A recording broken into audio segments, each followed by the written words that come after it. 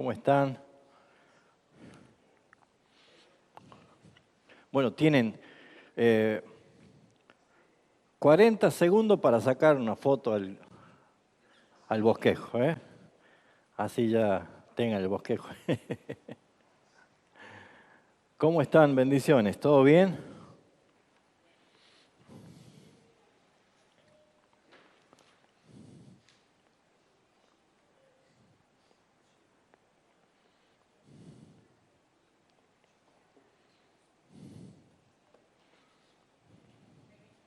Sí, sí. Después les paso bien el bosquejo, pero esto garabato lo hago en el pizarrón siempre, así le ayude. Me ayuda a memoria.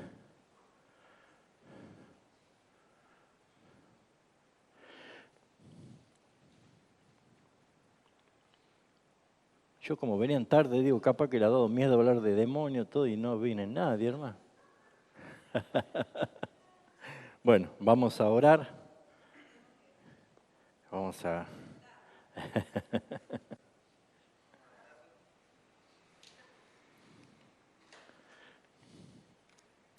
Bueno, oremos. Señor, te damos gracias, gracias en esta tarde por darnos un día más para compartir juntos, para abrir tu palabra y aplicar el principio que es enseñarnos, corregirnos, instruirnos. A veces, Señor, nosotros hemos formado ideales o hemos formado conceptos que a veces no provienen de tu palabra. Y es lo que nosotros debemos purificar nuestros pensamientos, Señor, a la luz de la Escritura. Te ruego que nos ayudes, que nos bendigas, que nos enseñes para poder también aplicarlo y enseñar a otros también, Señor. Gracias por todo lo que nos bendices diariamente, Señor, y que cada uno de nosotros podamos tener la oportunidad de glorificarte con nuestra manera de vivir, Señor. Te alabamos, te bendecimos en Cristo Jesús nuestro Señor. Amén. Bueno, vamos a ir al grano, ¿sí? ¿Han tenido alguna experiencia demoníaca en sus vidas, en ustedes, con otros? ¿Han visto algo? ¿Viste gente rara? ¿Han visto? Ajá, ¿sí? ¿Sí? ¿No? Ajá, ajá, ajá. Bueno, a veces cuando uno se imagina ver un endemoniado, uno se imagina a una película del exorcista o algo así, ¿no? Vomitando, hablando con voz así gruesa. Pero eso no es la esencia de la operación demoníaca, ¿no? Entonces, la pregunta de la clase de hoy es, ¿puede un cristiano o un cristiano verdadero estar poseído por demonios? Digo esto porque muchas veces yo en un momento cometí este error de pensar que sí. Y tal vez porque estábamos influenciados muchas veces por distintas carteleras impactantes de grandes predicadores, de grandes campañas multitudinarias, y que una de las cosas que se resaltaba en ese tipo de eventos no era un lugar de oración, no era un lugar de adoración, sino una carpa gigante para echar fuera demonios, ¿no? Entonces pareciera ser de que de pronto la gente que invitaban iban a esos lugares y eran liberados de demonios, pero por ahí caía también algún ujier, el músico, el que estaba tocando la alabanza y a la carpa, ¿no? A sacarle demonios todo, ¿no? Entonces era un poco confuso, ese cuadro es un poco confuso. Así que no podemos negar que nosotros probablemente nos hemos criado en el campo evangélico y vivimos en este mundo donde en este tiempo más que nada se abunda una confusión con respecto a la guerra espiritual en sí mismo, ¿no? Que es lo que venimos enseñando y lo que venimos hablando en este tiempo. Entonces muchas de estas enseñanzas populares que han influenciado nuestra percepción y tal vez han capturado nuestras experiencias subjetivas o tal vez alineadas a tradiciones, muchas de ellas no son bíblicas, no son bíblicas. Muchas de ellas han llevado incluso a pensar que un verdadero cristiano puede estar poseído por demonios, ¿no? Entonces es bueno aclarar esto, de que no hay cristianos que crean estar endemoniados, ¿sí? Hay gente no convertida que cree que es cristiano, que es otra cosa. Y ahí está la diferencia, ¿no? Entonces, un cristiano, lo que vamos a aprender hoy, un verdadero cristiano, no puede ser poseído por demonios, ¿sí? Pero un verdadero cristiano sí puede tener influencias demoníacas, o ser perturbado, o ser oprimido, porque vamos a ver citas bíblicas de textos que hacen referencia a lo que puede ser. Entonces es bueno aclararlo, el concepto, es bueno aprenderlo, para responder la pregunta si un verdadero cristiano puede estar poseído por demonios. Siempre, cada vez que doy una clase, lo doy siempre desde una perspectiva bíblica y reformada, en el sentido de exaltar la seguridad espiritual del creyente. Ese es el objetivo, estar seguros, ¿no? Cuando este concepto queda claro, lo asumimos y por fe lo creemos y lo vivimos, debemos llegar a pensar que el diablo es el que nos tiene miedo a nosotros. ¿Sí? Él huirá de vosotros, dice. Cuando nosotros estamos como sometidos al Señor, ¿no? Y ese sometido al Señor estando bajo su legalidad, bajo su dirección y obviamente su guía, la guía del Espíritu Santo en nuestras vidas. Entonces, este tipo de creencias que el cristiano puede estar endemoniado, no solo carece de respaldo espiritual y respaldo escritural, sino que también va a un plano aún peor todavía, que atenta contra la completa obra de Cristo en la cruz del Calvario. Y a veces esto sí es bueno, ayudar a hermanos que están equivocados y corregirles, hablando la verdad en amor y enseñándoles que no deben tener ese tipo de creencia o profesión, porque lo que están haciendo justamente van en contra de la obra completa de Jesucristo en la cruz del Calvario. Y por supuesto, atenta contra la seguridad del creyente, porque muchos creyentes viven con miedo, pensando que a mí me han llamado algunos hermanos de la iglesia en algún momento a decir, pastor, he encontrado sal tirada en mi casa. Y yo debo decir, bueno, júntela para el asado, ¿no? Sería lindo. Pero hay hermanos que tienen cierto perfil de miedo si encuentran algo o algo que se ha dado y que no es claro. Entonces, lo que hace es atentar contra la identidad y la seguridad del creyente. Así que en esta clase, desde la palabra, vamos a tratar de responder y afirmar con claridad que un verdadero cristiano no puede estar poseído por demonios. Entonces, lo primero que vamos a responder es, ¿qué entendemos por posesión demoníaca? ¿Qué entendemos por posesión demoníaca? Ustedes están viendo en rojo todos los textos que vamos a usar hoy, entonces ustedes ya vayan teniendo así, poniendo señaladores y guardando para que fluya la enseñanza a través de ustedes. Pero, ¿qué entendemos por posesión demoníaca? El término posesión demoníaca en las Escrituras describe una condición en la cual un demonio, escuche bien, reside, vive en una persona y ejerce control directo e interno en el cuerpo o en la mente de esta persona. Veamos estos ejemplos. Tenemos 3 citas, pero al Marcos 5 vamos a hacer solamente una mención, pero tal vez Mateo 8, 28 al 33 está más resumido. Así que los dos hablan del endemoniado de Gadareno. Pero vamos a leer Mateo 8, 28 al 33, que prácticamente resume para dar el ejemplo bíblico. Quien no tiene lo puede leer en fuerte, en voz alta. Me hicieron una crítica, alguien que ve los videos, que dice, tiene que haber un micrófono que corra, dice, ¿no? Sí, porque no escucha, ¿no? Pero bueno, no sé si está en línea alámbrico por ahí a mano, ¿no? ¿Sí? A ver, vamos a hacer entonces una desprolijidad. Acá está. No sé quién es el que va a leer. Allá. Pasáselo, ahí está. Sí, allá está aprendido, ya lo aprendí. Bueno, Mateo capítulo 8, versículo 28 al 33. A ver, ya está aprendido. Está muteado, ¿no?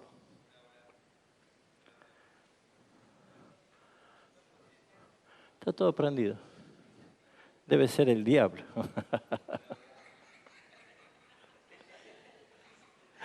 Bueno, léelo así hasta que solucionemos, ¿sí?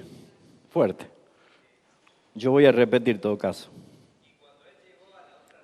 Uh-huh.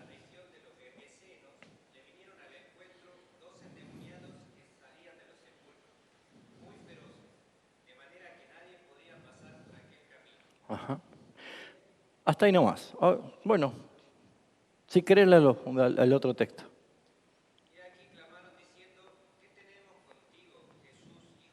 Uh-huh. ¿Qué encontramos acá? Un ejemplo de posesión demoníaca. Acá en este caso, Mateo habla de 2 endemoniados gadarenos. Y si vamos nosotros a Marcos capítulo 1, que la cita es más larga para que la lean después del 1 al 20, aparece allí uno, ¿no? No es que haya una confusión ni una contradicción, pero es desde una perspectiva que se relata. Pero acá, ¿qué es lo que vemos? Vamos a poner el ojo y el énfasis de cuál era la condición. En Mateo habla de cómo ellos salían de los sepulcros feroces en gran manera y que nadie podía pasar por aquel camino.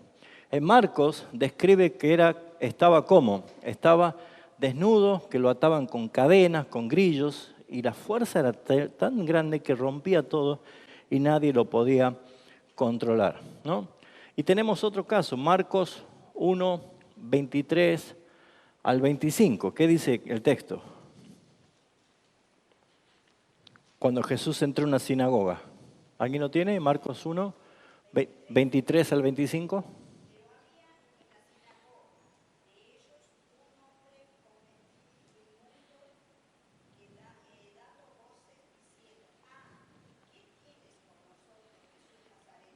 Uh-huh.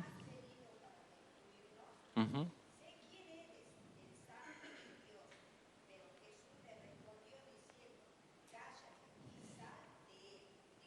Hasta ahí nomás. Fíjense ustedes que encontramos acá dentro de una sinagoga, estaba uno allí que de pronto se manifiesta gritando, dando voces, quiere decir gritando. Ese tipo de grito no es un grito común, la que nosotros podemos ver, sino que estaba yendo en contra de la persona de Jesucristo. ¿Qué tienes con nosotros? Has venido a atormentarnos antes de tiempo. Sabemos quién eres el santo de Dios. Y Jesús, ¿qué hizo? Le reprendía y le dijo, cállate y sal de él. Cuando dijo sal de él, quiere decir que estaba dentro de él.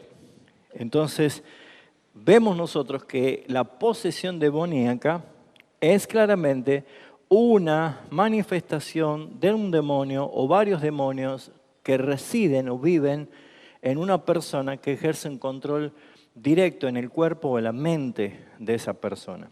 Así que este dominio no es meramente una experiencia o una influencia exterior, sino una ocupación interna que anula la voluntad humana. Y este estado lo presentan personas que no son regeneradas. Y ahora vamos a explicar por qué no es posible que un creyente pueda ser poseído por demonios. Al no ser regenerado, Satanás tiene dominio sobre esa persona. Pero los que son regenerados, los verdaderos creyentes, no pueden ser poseídos por demonios. ¿Por qué? ¿Dónde podemos nosotros afirmar esta verdad? Es porque vamos a hablar de la relación del cristiano y el Espíritu Santo de Dios. ¿Qué es lo que nosotros vemos? Que un verdadero cristiano es aquel que ha nacido de nuevo, es la regeneración. ¿Se acuerda? En Juan capítulo 3, Jesús hablando con Nicodemo, ¿qué le dijo? Vayamos rapidísimo. Juan capítulo 3, Jesús le dijo, versículo 3, de cierto te digo que el que no naciere de nuevo no puede ver el reino de Dios. Nicodemo, un principal fariseo, un hombre de la ley, conocedor de la palabra, ¿qué encontramos? ¿Qué dijo él? ¿Cómo puede un hombre nacer siendo viejo? ¿Y puede acaso entrar por segunda vez en el vientre de su madre y nacer? Jesús le respondió, de cierto te digo que el que no naciere de agua y del Espíritu no puede entrar en el reino de Dios. Y miren lo que dice acá Jesús, lo que es nacido del Espíritu, Espíritu es, pero lo que es nacido de la carne, carne es. Entonces, el nuevo nacimiento, la regeneración, es el nacimiento espiritual en la vida de una persona. Dios es espíritu y nosotros ahora somos espirituales, vivos espiritualmente. Y Satanás y los demonios son espíritus inmundos, por eso que la guerra es como espiritual. ¿Se entiende esto? Entonces ya empezamos a observar que hay una relación entre el cristiano y el Espíritu Santo de Dios. Porque un verdadero cristiano, el que ha nacido de nuevo, ha sido regenerado por el Espíritu Santo y dice la Escritura que ahora aquel nuevo regenerado, aquel que ha nacido de nuevo, es ¿qué cosa? Es templo del Espíritu Santo de Dios y ahora se ha hecho morada del Espíritu Santo de Dios, o sea, habitación del Espíritu Santo de Dios. ¿Quién tiene 1 Corintios 6:19 para leerlo fuerte? Hola. Fuerte, dale. ¿Qué ignoráis que vuestro cuerpo es templo? ¿O ignoráis que vuestro cuerpo es templo del Espíritu Santo, el cual está en vosotros, el cual tenéis de Dios y que no sois vuestros? Porque habéis sido comprados por precio, glorificad pues a Dios en vuestro cuerpo y en vuestro espíritu, los cuales son de Dios. Es una realidad espiritual y escritural que el que ha nacido de nuevo es hecho templo del Espíritu Santo que está en vosotros. O sea, el Espíritu Santo de Dios está en nosotros. Así que el Espíritu Santo, por ser justamente santo, recién hemos leído en Marcos que había un hombre con espíritu como inmundo. No puede haber relación entre lo santo y lo inmundo, entre lo santo y lo profano, entre la luz y las tinieblas.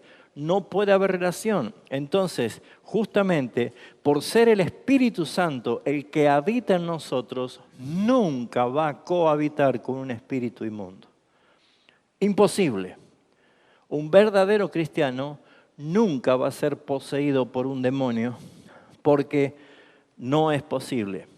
El Espíritu Santo no va a cohabitar con un espíritu inmundo y mucho menos un espíritu inmundo se va a atrever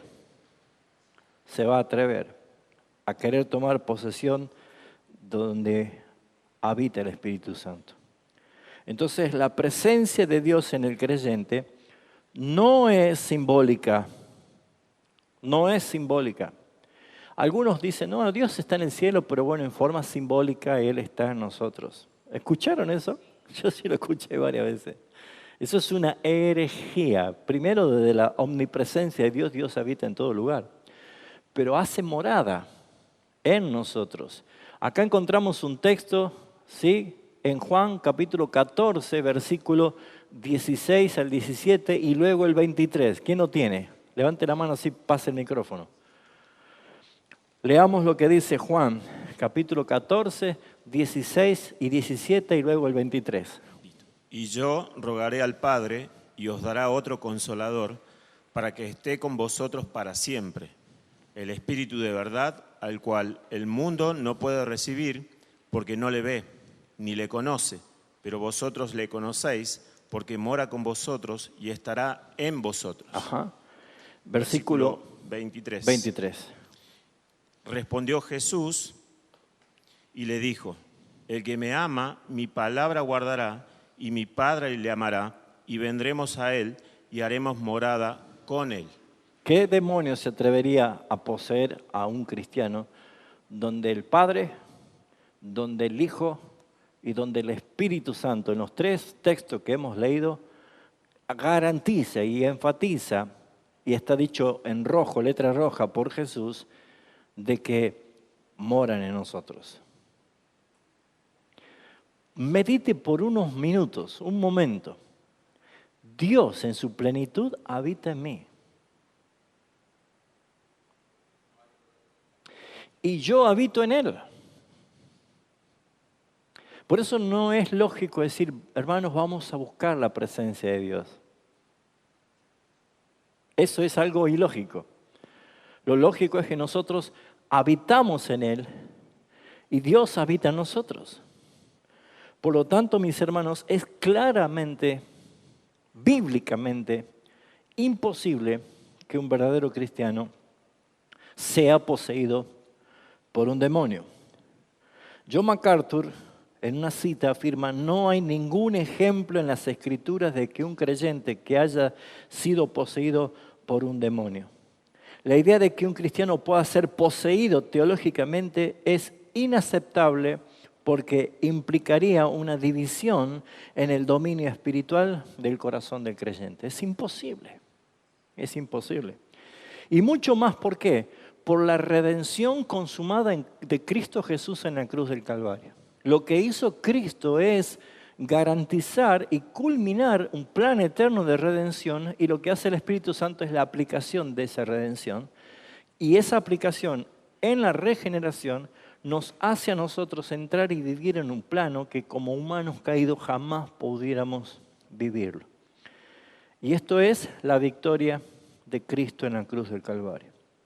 Por eso es que afirmar que un cristiano puede estar endemoniado es uno de los errores más peligrosos que creo yo que tiene consecuencia de esa ignorancia peligrosa, que es subestimar la eficacia y la suficiencia de la muerte de Jesucristo en la cruz del Calvario. Porque la Escritura dice que en la cruz Jesús no solo pagó por nuestros pecados en forma sustituta, vicaria y penal por nosotros, sino que trató con Satanás, trató con la fuerza de las tinieblas, trató con la muerte y los venció y los derrotó, aniquiló su poder, triunfó sobre ellos. Jesucristo venció a Satanás y, como dice Colosenses 2:15, despojó los poderes de las tinieblas. ¿Quién tiene Colosenses 2:15? ¿Alguien quiere leerlo? Ahí está en el micrófono, léelo de nuevo.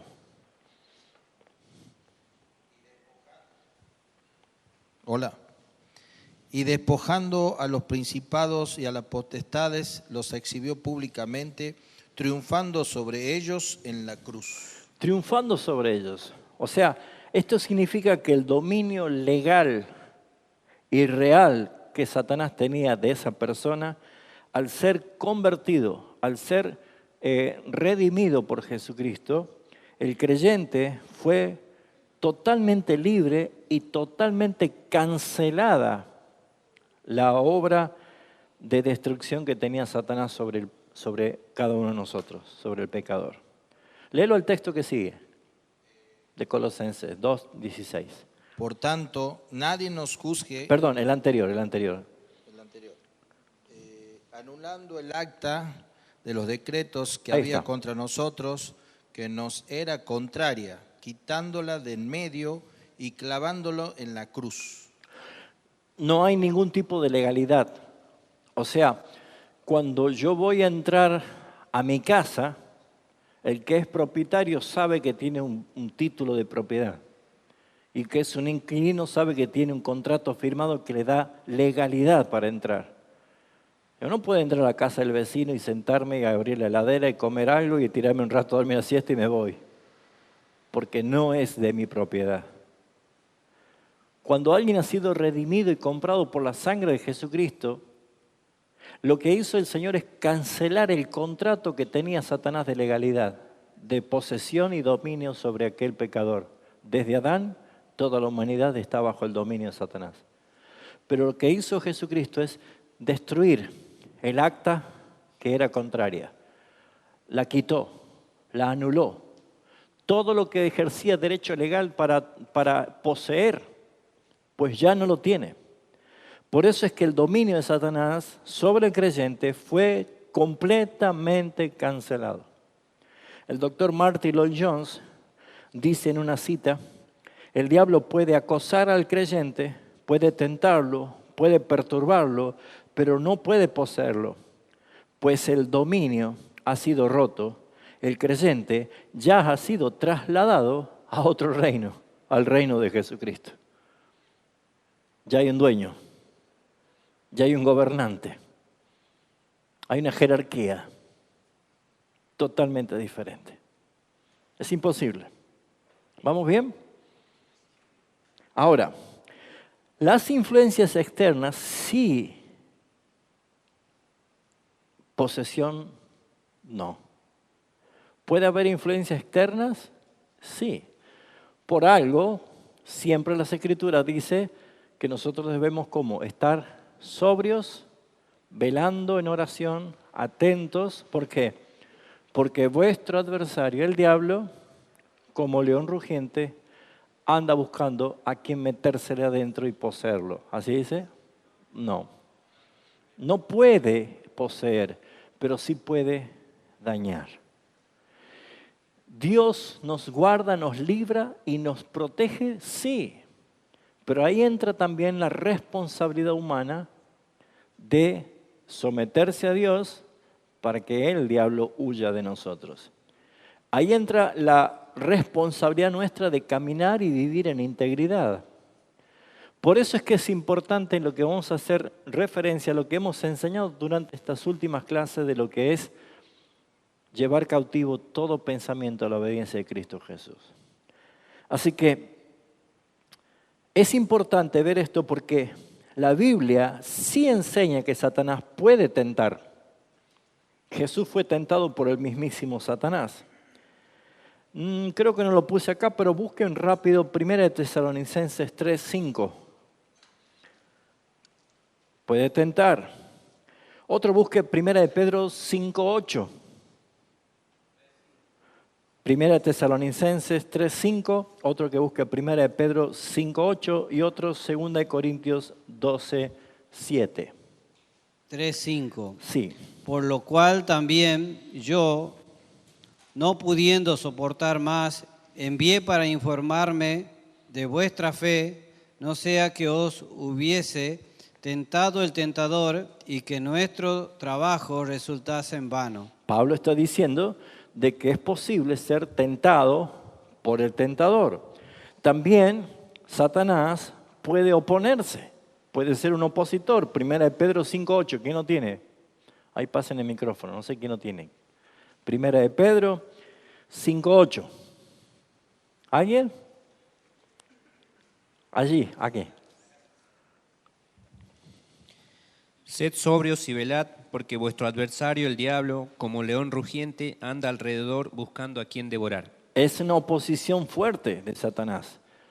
Es no devorarnos a nosotros porque no podemos perder la salvación y podemos ser destruidos por Satanás, pero sí devorar lo que nosotros tenemos que hacer. Nuestra misión es ir en contra, es un opositor.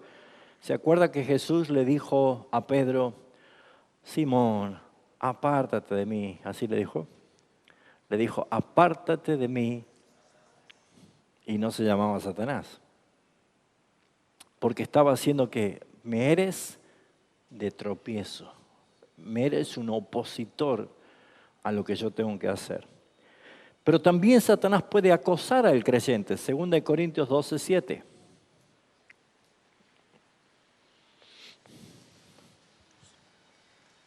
Y para que la grandeza de las revelaciones no me exaltase desmedidamente, me fue dado un aguijón en mi carne, un mensajero de Satanás que me abofetee, para que no me enaltezca sobremanera. Ya vamos a explicar cómo operan esas influencias. O sea, lo que vemos nosotros es que parte de este conflicto espiritual se manifiesta con posibilidades de enfrentarnos en una guerra espiritual que del otro lado no va a tener piedad. Y nosotros debemos estar bien preparados porque la Escritura nos dice, estar firmes contra las acechanzas del diablo.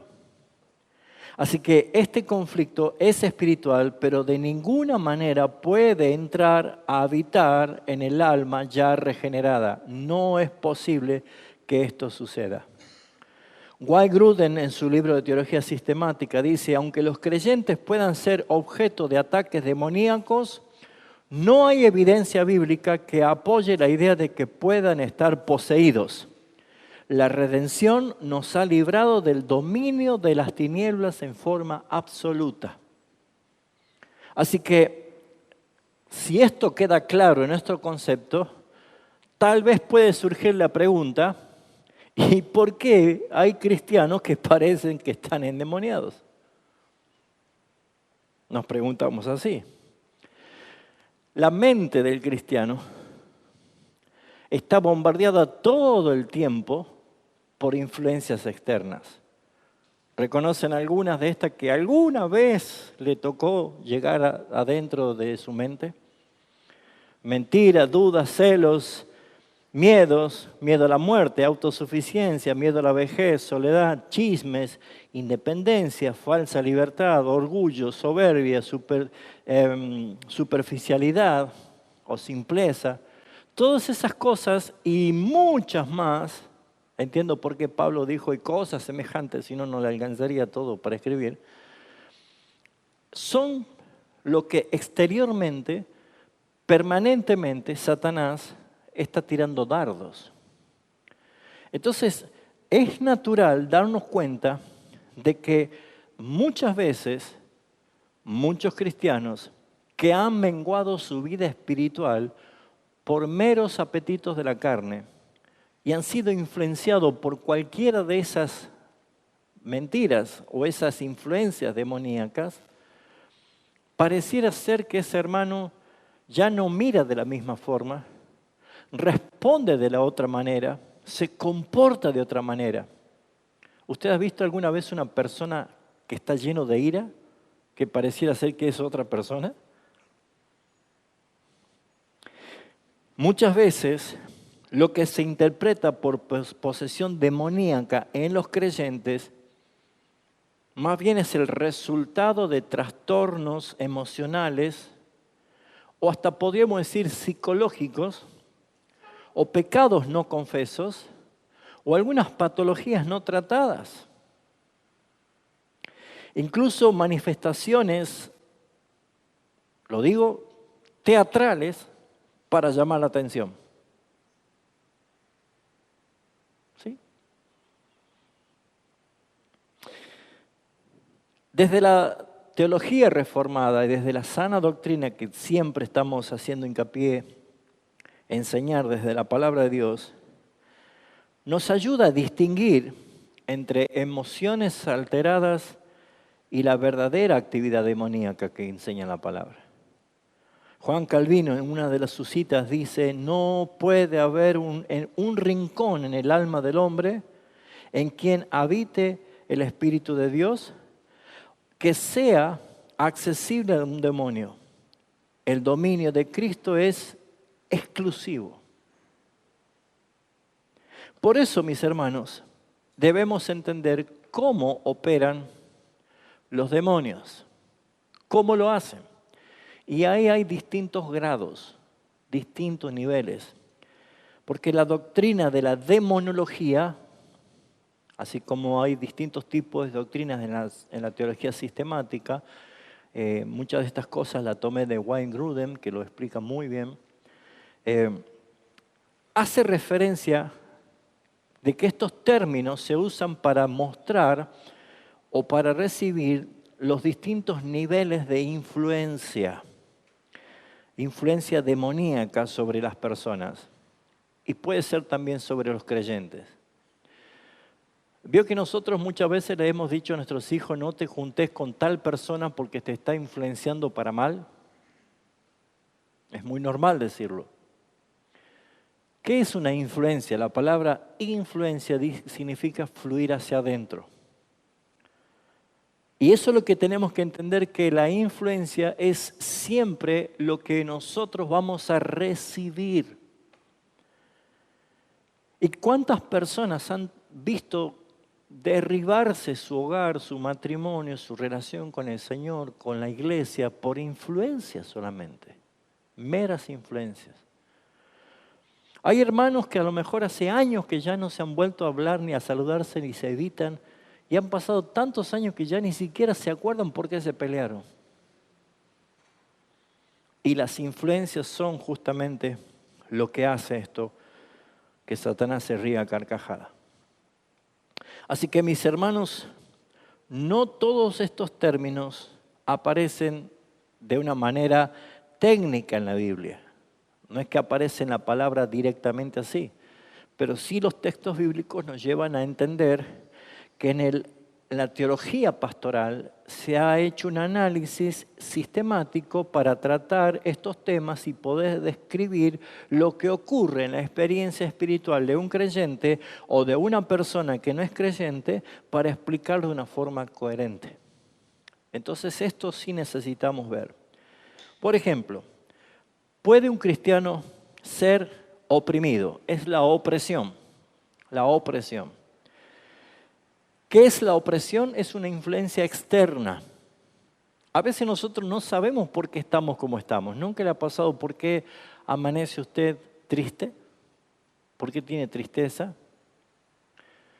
Claro, amaneció triste, el día gris acompaña. ¿Por qué será? Y claro, se estuvo viendo toda la noche antes de dormir la película Titanic. ¿Y cómo no quiere amanecer con una tristeza que ya se está hundiendo, no?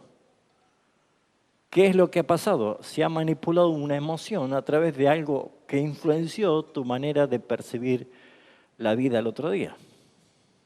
O si te levantás eufórico con ganas de partir el mundo en dos, y bueno, capaz que estuviste viendo Rocky 4, ¿no? Y te acostaste a dormir así. Simplemente una influencia es suficiente para manipular la emoción y generar una acción. Pero siempre esas influencias, como la opresión, es una influencia externa. Y se refiere específicamente por qué Jesús dice, sean sobrios, estén atentos, y por qué Pablo dice, no ignoremos las maquinaciones del diablo. Porque si nosotros ignoramos, ¿qué sucede? ¿Satanás qué hace? Gana ventaja. Entonces, una opresión es una influencia externa y se refiere a los ataques o presiones del enemigo desde afuera, tales como enfermedades, dolencias, dificultades, tentaciones fuertes, miedo inexplicable o confusión. Es común que cristianos fieles sean atacados así.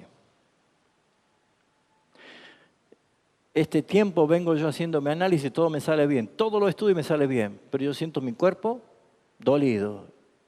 Entonces digo, bueno, le digo, Caro, si esto está todo bien, ya sé por dónde tengo que empezar a atacar.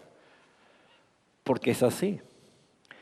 Y recién hemos leído 2 de Corintios 2:17, que Pablo, el apóstol Pablo, dice que me fue dado un aguijón en la carne, un mensajero de Satanás que me abofetee.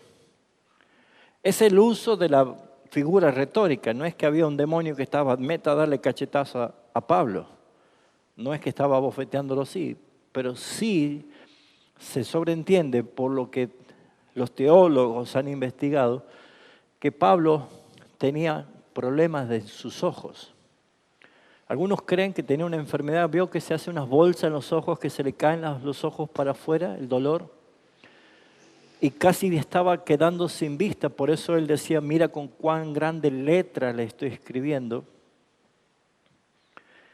Otros dicen que tenían problemas gástricos como úlceras,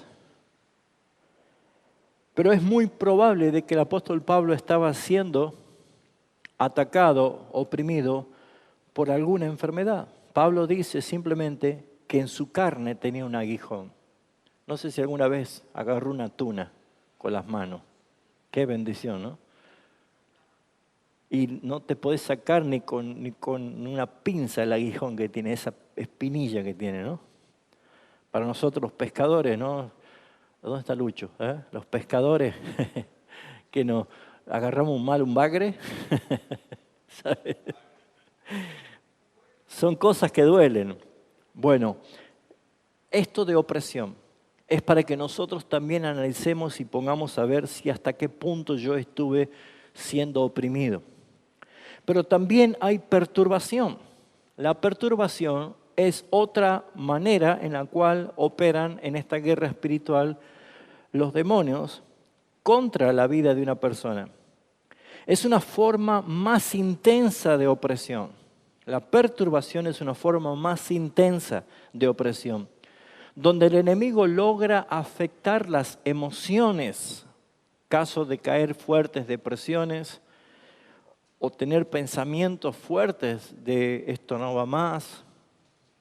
Algunos están muy gobernados por pensamientos de muerte. Son influencias que logran afectar las emociones, los pensamientos. O la paz interior de la persona también es afectada. Donde tal vez el miedo a estar solo, el miedo a morir, el miedo a envejecer, el miedo a sentirse frustrado, rechazado, todas esas cosas son perturbaciones. Una de las cosas que naturalmente hacemos nosotros cuando tenemos algún pequeño síntoma, en vez de orar y esperar en el Señor y después ir a un médico para que no haga los estudios para ver qué tenemos, vamos a consultar al Google. Ahora está la inteligencia artificial, ahora está todos los herramientas. Y claro, te tira una lista de síntomas que decir, Dios mío, todo eso tengo yo, entonces me voy a morir mañana. Entonces ya estás directamente escribiendo tu testamento, estás buscando la lápida, todo, y nunca te dieron un diagnóstico, pero es suficiente para que la perturbación ya te haga vivir derrotado. ¿Cuál es la intención de Satanás? Desenfocarnos del propósito por el cual fuimos llamados. ¿Para qué te llamó el Señor? Él nos sacó del reino de las tinieblas y nos trasladó a la luz de su reino admirable. ¿Para qué? Para anunciar las virtudes de aquel que nos sacó de las tinieblas a la luz. Nadie puede servir de esa forma eficaz si está bajo opresión o bajo perturbación. Veamos el Salmo 6:3. ¿Quién lo tiene? Y Lucas 24:38, por favor, rapidísimo. Mi alma también está muy turbada. ¿Y tú, Jehová, hasta cuándo? Mi alma está muy turbada, decía el salmista. ¿Qué otro texto tenemos allí? Lucas 24:38. Pero él les dijo, ¿por qué estáis turbados y vienen a vuestro corazón estos pensamientos? Jesús les dijo, ¿por qué estáis turbados y vienen estos pensamientos? ¿Se acuerda que decía el proverbio? Que somos lo que pensamos, porque ¿cuál es el pensamiento de él? Tal es él. Si mi pensamiento está turbado, mis pensamientos y mi corazón va a estar gobernado por algo que es una influencia. ¿Pueden ver el aspecto de la guerra espiritual que no es como nos vendieron?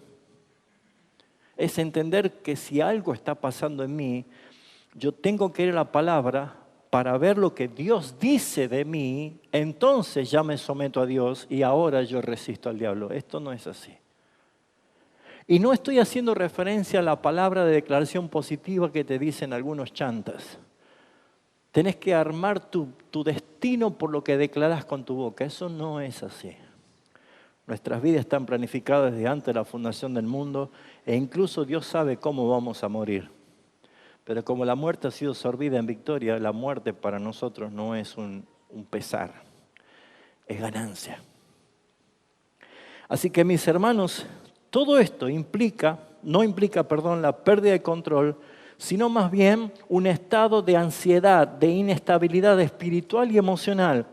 Y puede manifestarse tal vez con insomnio, con angustia, con pensamientos impulsivos, destructivos. La otra es la manipulación. ¿Puede Satanás manipular nuestras mentes, nuestras vidas?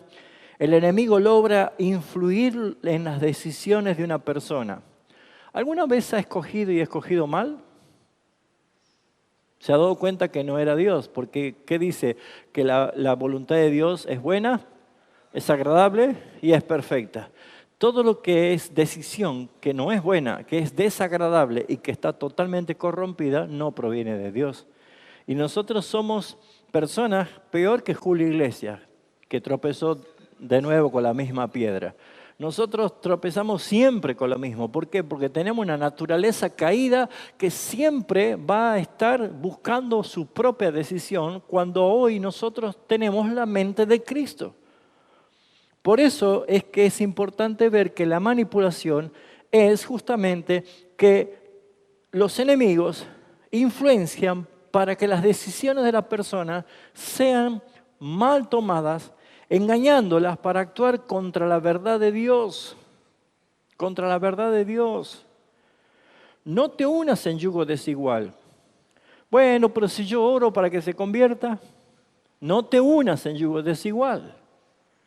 Es listo.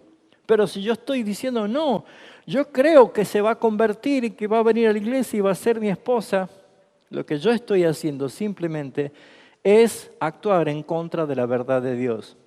No hay posesión aquí, pero a veces se comportan como si lo estuvieran. Por esa razón hay un texto que creo que lo puse aquí en Tito 1:16. ¿Qué dice? Profesando conocer a Dios. ¿Alguien lo tiene?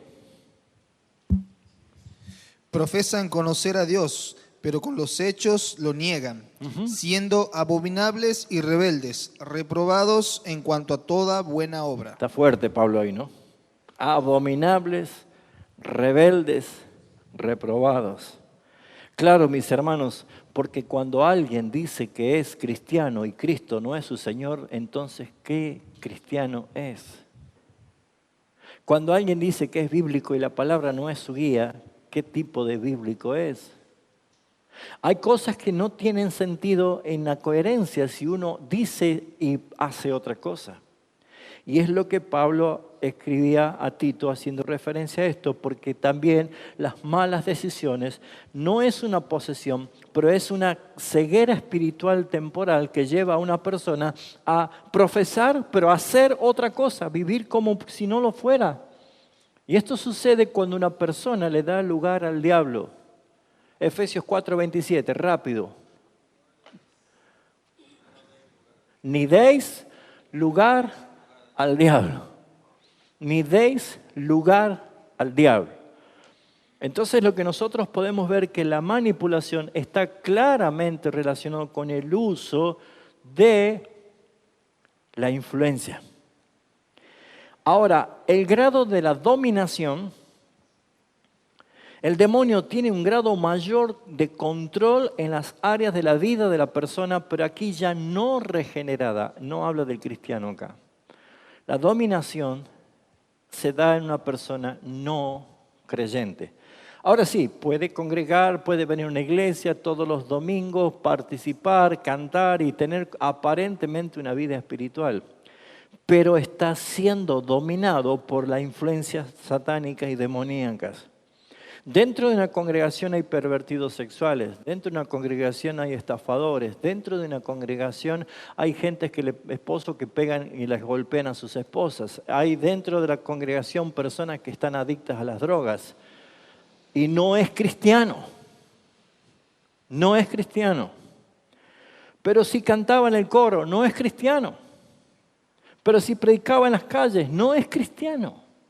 Porque una persona que tiene dominación es una persona que puede mostrar una apariencia, pero si está bajo conductas de gobierno que lo lleva a adicciones, a malos hábitos, a contextos carnales, sus conductas de esa persona no las puede controlar por sí sola. ¿Saben cómo puede ser libre de las drogas? Si Cristo te hace verdaderamente libre. Si el Hijo os libertare, seréis verdaderamente libres. Lo demás es un placebo. El que está en la ludopatía, enfermo por las timbas, por el dinero, no va a salir nunca. No va a salir nunca. Porque Pablo fue claro y contundente, de modo que si alguno está en Cristo, nueva criatura es. Las cosas viejas pasaron. ¿Quién tiene esos textos? Vamos a ver dominación. Segunda de Timoteo 2, 25 al 26. Que con mansedumbre corrija a los que se oponen, por si quizá Dios les conceda que se arrepientan para conocer la verdad y escapen del lazo del diablo en que están cautivos a voluntad de él. Vamos a analizarlo de nuevo ese texto, lo vamos a leer, pero quiero que vayamos parte por parte. Comenzar la primera parte. Que con mansedumbre corrija a los que se oponen. ¿Qué tenemos que hacer nosotros con personas que están en adicción, con personas que tienen violencia familiar, con personas que no pueden parar con adulterio, personas que no pueden parar con la pornografía? ¿Qué hay que hacer con esas personas? Con mansedumbre, corregirlos. La mejor forma de enseñar con mansedumbre se llama evangelizarlo. Es la mejor forma. No es psicología cristiana. Evangelizar. ¿Conocen personas que necesitan esto? Que aún congregan, o que van a una iglesia, o que tienen actividades. No significa nada. Hay que hacerlo. Porque de la única forma que venga la segunda parte, ¿qué dice? Por si quizá Dios les conceda que ¿Por se qué dice si arrepientan? quizás? Porque nosotros no lo sabemos. Dios es soberano. Ahora, yo debo evangelizar, pero Dios, si es Él a quien ha escogido, va a darle ¿qué cosa? Regalo. Arrepentimiento. La fe y el arrepentimiento son dos cosas que Dios le da ¿para qué? Para conocer la verdad. Para conocer la verdad. Noten ustedes que Pablo no está diciendo vayan ni apedréenlo ni quémenlo afuera. No, le está diciendo evangelícenlo. Evangelícenlo. Enséñenle la palabra. Porque si Dios así lo quiere, le va a dar el arrepentimiento, le va a dar la libertad. ¿Por qué? Porque va a conocer la verdad. ¿Y qué hace la verdad? Continúa. Escapar del lazo del diablo en Libertad. que están cautivos a voluntad Libertad. de él. Escapan del lazo del diablo. Escapan del lazo del diablo que están como cautivos. Entonces, ¿qué hace? Lo saca del reino de las tinieblas y lo lleva a la luz admirable que es en Cristo Jesús. ¿Se entiende? Dominación no es de un creyente. Es alguien que incluso puede creer que es creyente. Señor, Señor, ábrenos, le decían a Jesús. Yo no los conozco. Todo lo que hicieron no es ninguna garantía. ¿Cuál es el otro texto que tenemos? Efesios 2, 1 y 2. Y Él os dio vida a vosotros cuando estabais muertos en vuestros delitos y pecados, en los cuales anduvisteis en otro tiempo, siguiendo la corriente de este mundo, conforme al príncipe de la potestad del aire, el espíritu que ahora opera en los hijos de desobediencia. ¿Qué era antes? Esclavo. ¿Dominado por quién? Por Satanás. ¿Sirviendo los apetitos de quién? De Satanás. O sea, Satanás se sirve del pecador para deleitar sus inmundicias. Dominación. Entonces ya venimos viendo qué cosa: opresión, perturbación, manipulación y dominación. Pero llegamos a otro punto, ya dominación, posesión, enajenación no es para cristianos, no puede ser en los cristianos. Estos son para inconversos, porque la posesión es la ocupación directa de un demonio dentro del cuerpo de una persona que ejerce control en su cuerpo o en su pensamiento, en su mente. Y este estado, el demonio controla total o parcialmente a una persona. Él habla o las acciones, pero está bajo posesión. A veces son temporales y a veces son permanentes. ¿Usted tiene perrito en su casa? ¿Vio lo que hace el perrito en el fondo con el trapo viejo? Se va y lo sacude así y lo deja y después se vuelve adentro a dormir una siesta, come, se va a la vereda Y se acuerda, ¿no? Y vuelve adentro y lo agarra de nuevo el trapo.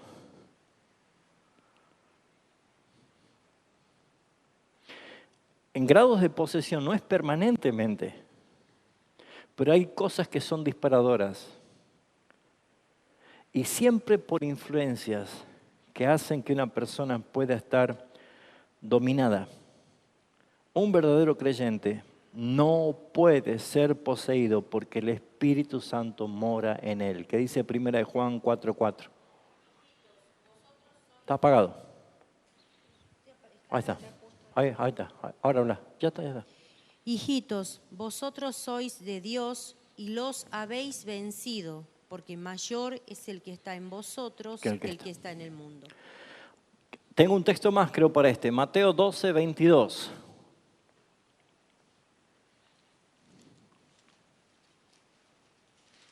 ¿Vamos bien?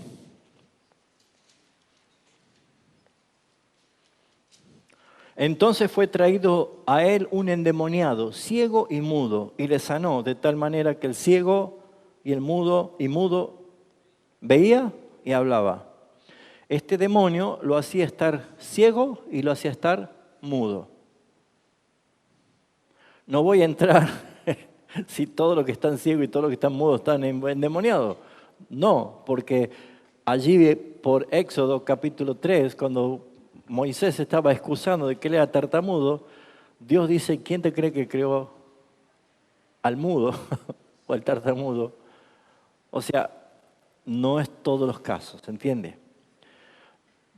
¿Cómo debemos actuar en estos casos? No vamos a agarrar al cieguito de la peatonal, espíritu de ciego, vete. Porque el que lo malinterpreta lo puede hacer así. Y una de las cosas que tenemos que ver es que las sanidades son señales milagrosas. Pero una sanidad no salva. No salva. Es más, si vamos a hablar de forma metafórica, Jesús dijo, si tu ojo derecho es motivo de pecar, no es literal. Él dijo, es preferible entrar al cielo con un ojo que con los dos al infierno. No es literal, pero lo que estamos viendo nosotros es que todo lo que oprime o todo lo que te es motivo de caer, deséchalo. Entonces, ¿qué encontramos acá? Que hay posesión.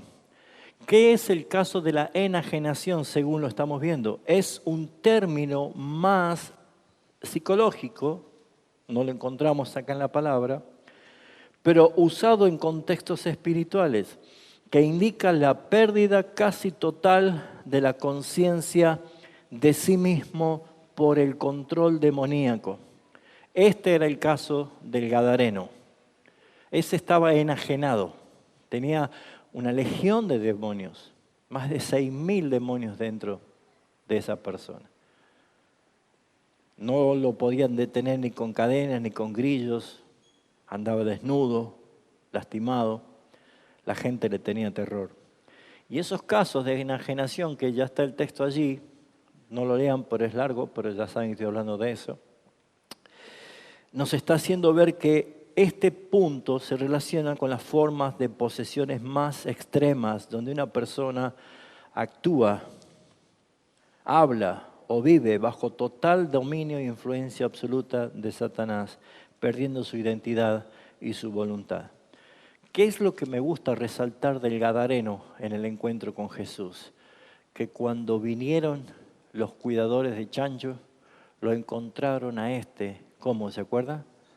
Vestido, sobrio, en su sano juicio y sentado a los pies de Jesús.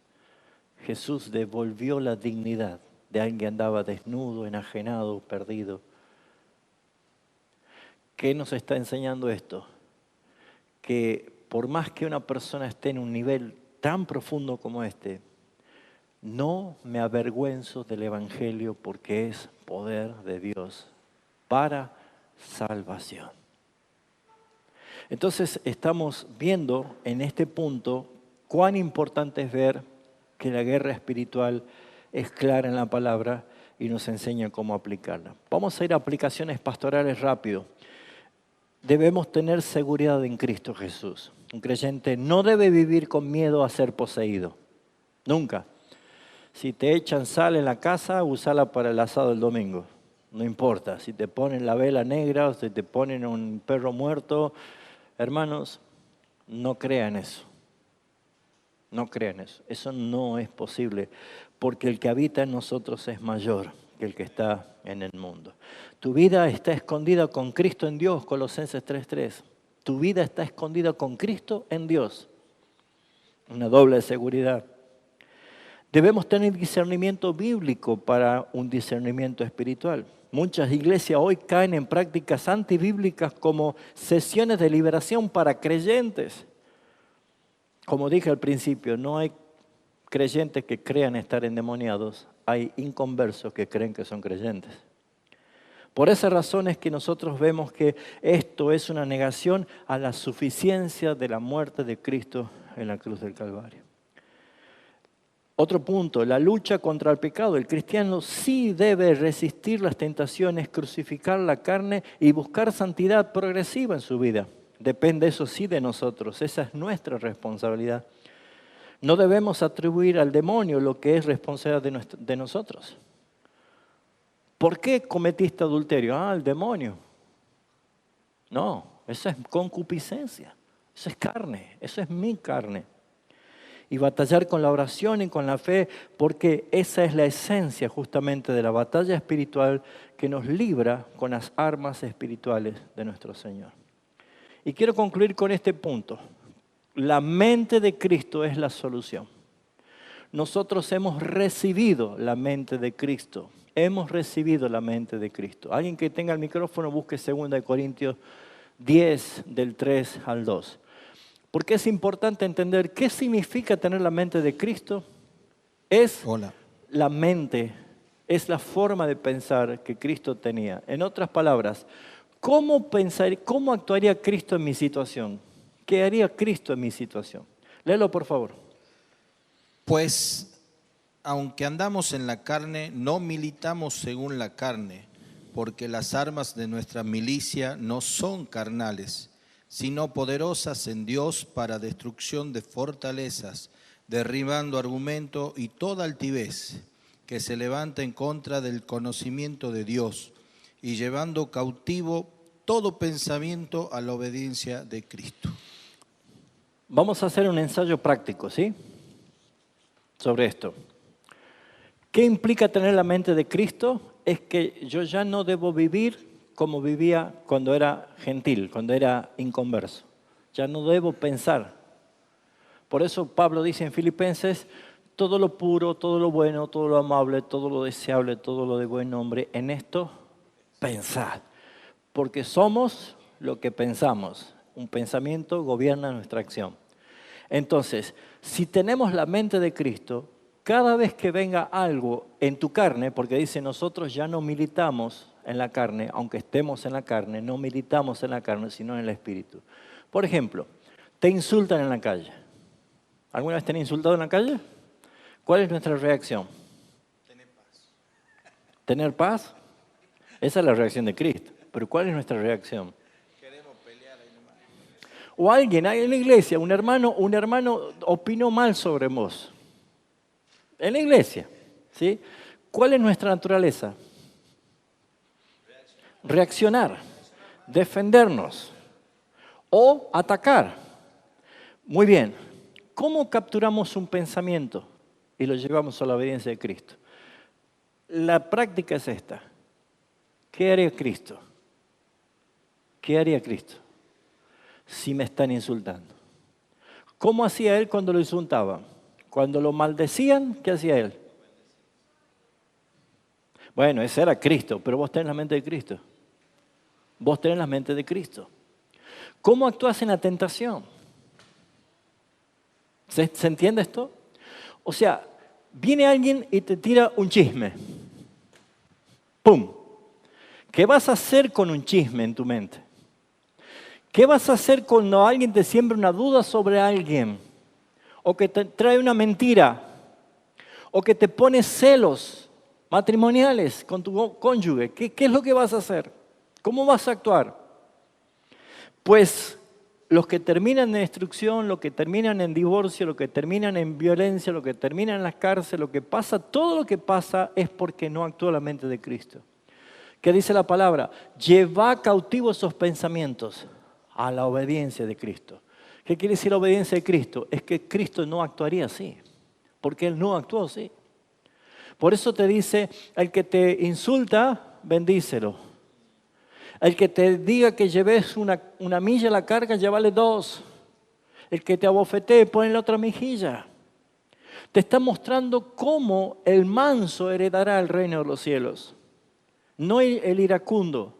No dándole lugar a los deseos de nuestra carne. Cuando viene la tentación del orgullo, de la soberbia, lo que soy yo, ¿qué dice la palabra?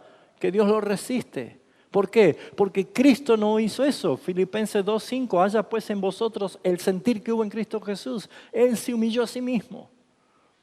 ¿Se entiende esto? En estos principios de la verdad podemos entender que derribamos todo argumento haciéndonos preguntas. ¿Por qué voy a actuar así? ¿Por qué voy a actuar así? ¿Cómo actuaría Cristo? Señor, obra a través mío. No le pidas paz, paciencia, bondad, benignidad, mansedumbre, porque está en vos, es Cristo, Él es todo eso. Así que en conclusión a la clase de hoy, el Evangelio nos asegura que los creyentes somos verdaderamente libres en Cristo Jesús. Ya no somos esclavos del pecado ni de Satanás. Somos hijos de Dios, sellados por el Espíritu Santo y protegidos por el poder de Dios mediante la fe. Alguien que busque 1 de Pedro 1:5, el último texto. 1 de Pedro 1:5.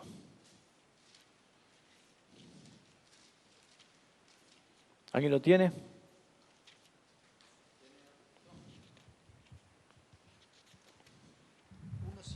Sí.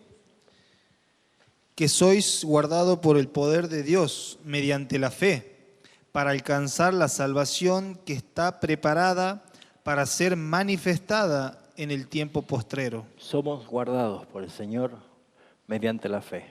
La fe te tiene que anclar en la verdad que somos libres. R.C. Sproul decía, el que ha sido regenerado, justificado y adoptado como hijo de Dios, jamás podrá ser propiedad del diablo. Hemos sido comprados por precio, somos de Cristo. Esta es la verdad que nos da paz, nos da descanso, nos da valor para proclamar que la batalla ya fue ganada en la cruz del Calvario. Oremos. Padre, te alabamos, te damos gracias por tu palabra, por tu verdad, por cómo, Señor, tú nos enseñas a vivir conforme a tu palabra, Señor. Perdónanos por tiempos de ignorancia, de haber hecho cosas que no convenían o haber sido instrumento incluso de Satanás por influencias externas, la cual estuvimos enemistados, peleados, enojados o dándoles lugar a pensamientos que nos derriban. Hoy entendemos, Señor, la importancia del uso de la armadura de Dios y también del ejercicio de llevar cautivo todo pensamiento a la obediencia de Cristo. Todos hemos sido bendecidos por ser regenerados, libres. Ayúdanos a vivir con esa libertad y no volver a estar sujetos a esclavitud, porque el Señor ya nos hizo libres. La gloria sea para ti, Señor, en Cristo Jesús. Amén.